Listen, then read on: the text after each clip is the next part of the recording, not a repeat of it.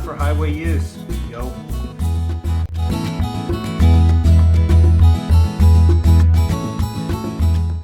Today we're going to mount these BFG 37-inch KM3s onto these Method 105 beadlock wheels.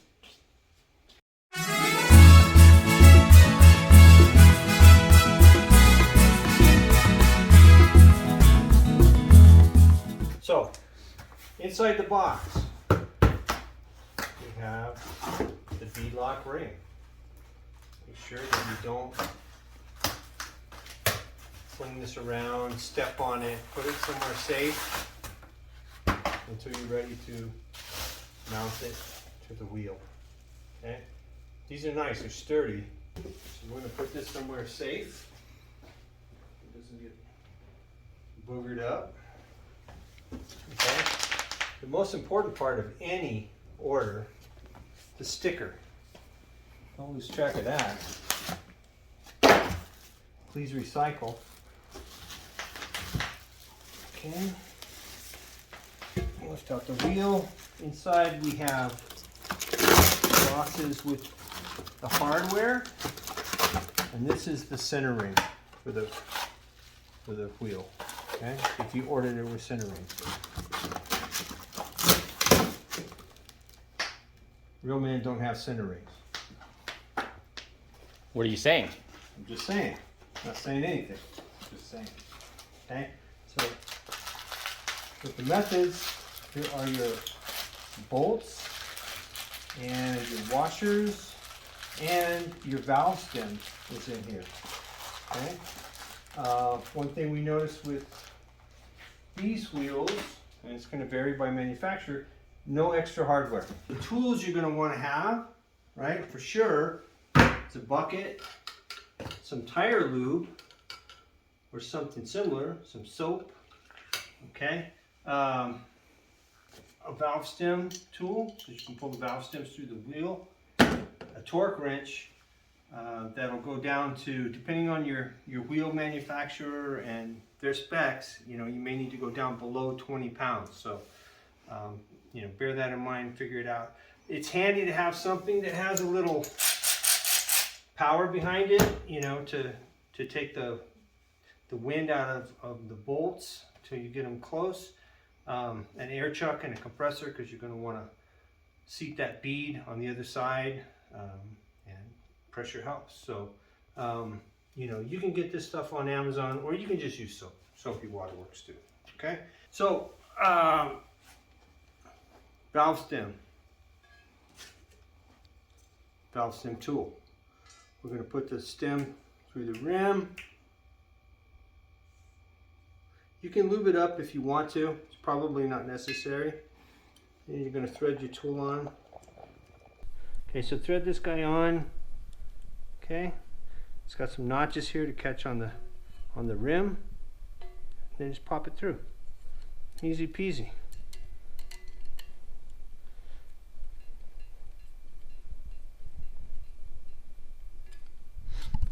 These are nice, and a decent one's only about 10 bucks.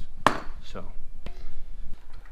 All right, before you want to mount the wheel inside the tire, what we need to do is we need to lube up, you know, the lip of the tires on the inside, you know, right here on both sides, just so it can be easy to slide the wheel. So, just want to take a little handy brush here.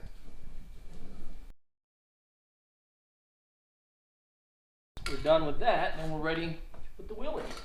All right, so we're gonna lay the wheel down, the tire down. I'm sorry, the tire down, but with the inside of the tire is going to be facing upward. All right.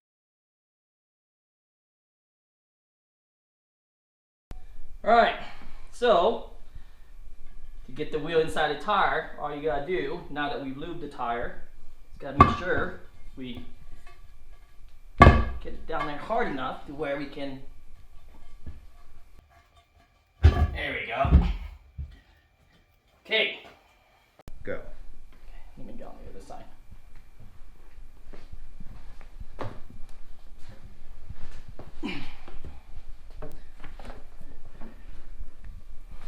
All right. So we've centered this on the bucket,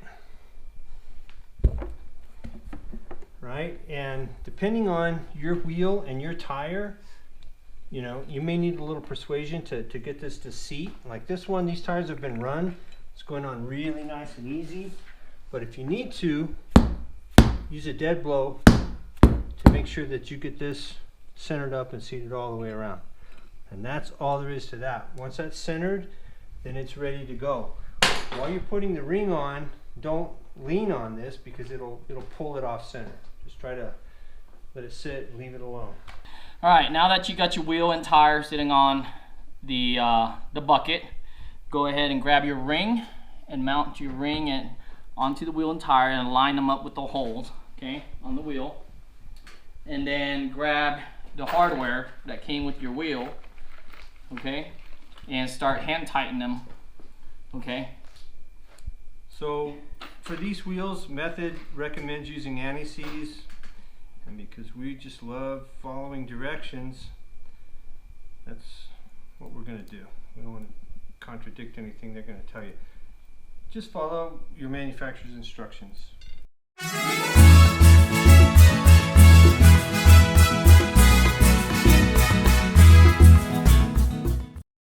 All right, so we started these bolts just finger tight. Somebody made a big fucking mess with the anti-seize all over the place, so maybe we'll cut this out. I don't know. Oh man, these were new. Okay, so if you have problems threading these bolts, okay, it's really important not to cross thread anything, obviously.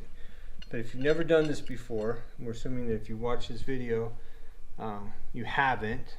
Okay, there's lots of videos out there, lots of different ways to tackle this. This is just the way we do it. Okay, doesn't mean it's right or wrong. Probably better than some, not as good as others. Okay, but make sure that these are going in without effort, because if there's effort involved, you may have a cross-threading issue.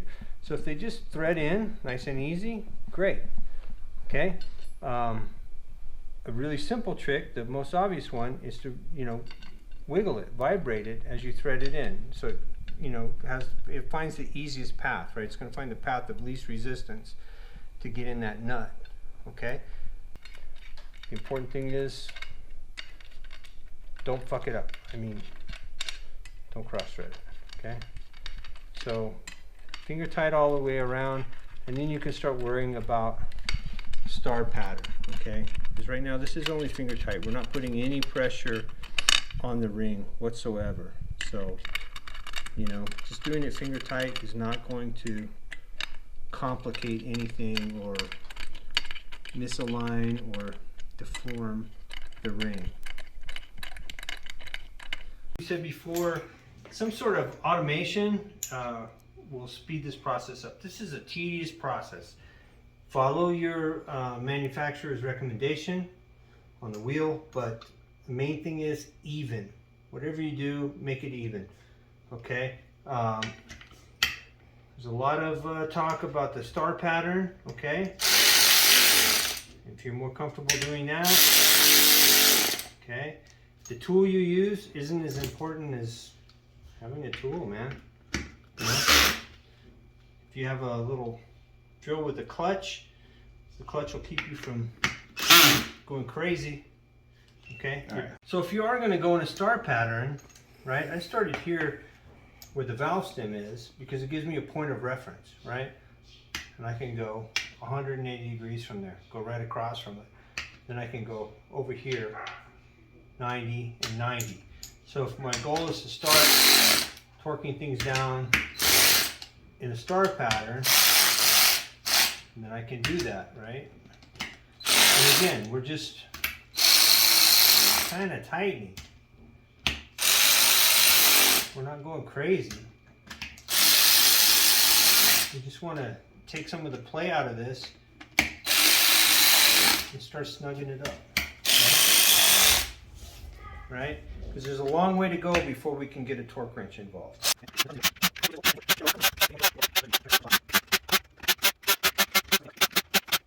Now we've gone around a couple of times and everything is snug.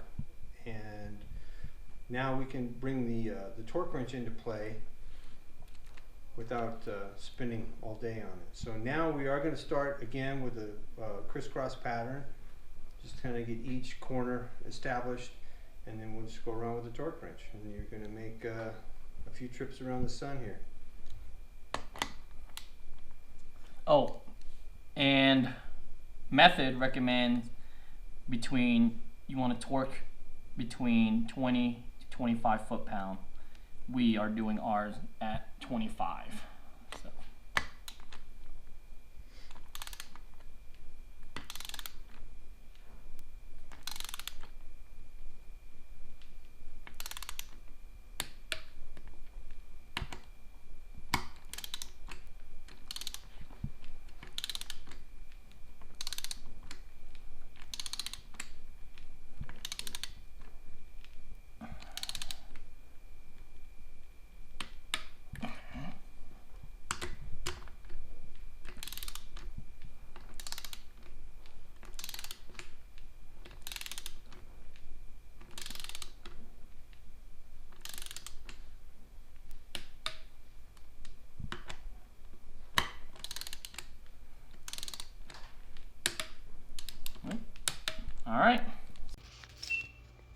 All right, so now that the four corners are snug and torqued, one of the benefits of having this thing on the bucket too is that you can actually turn it. So you can sit in place, take it easy on your back, and move the wheel rather than walking all the way around it. So we're going to go around and torque the bolts.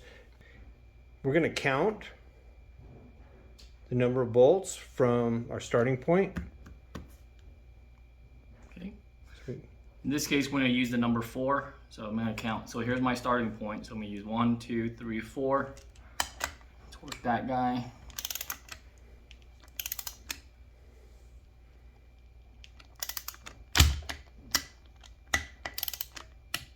Okay. From there, 1, 2, 3, 4.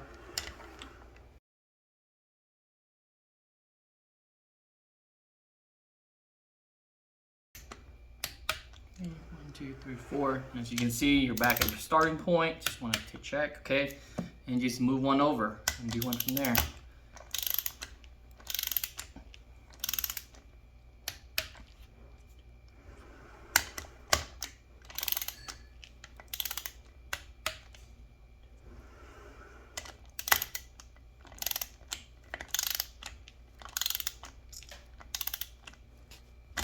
All right, now that we have everything torqued down, just gonna run through one more time every single bolt to make sure that we're torqued to 25 foot-pound.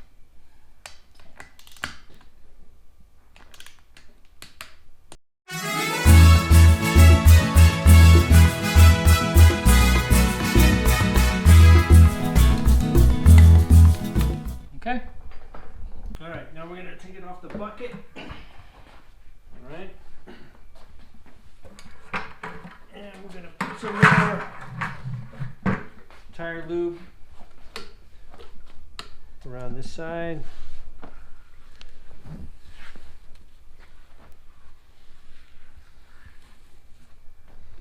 Okay. All right, now we've lubed up the backside. You know, be liberal with the lube. A little bit like she's not that into you. Okay. All right, so we're going to start to put some air in it.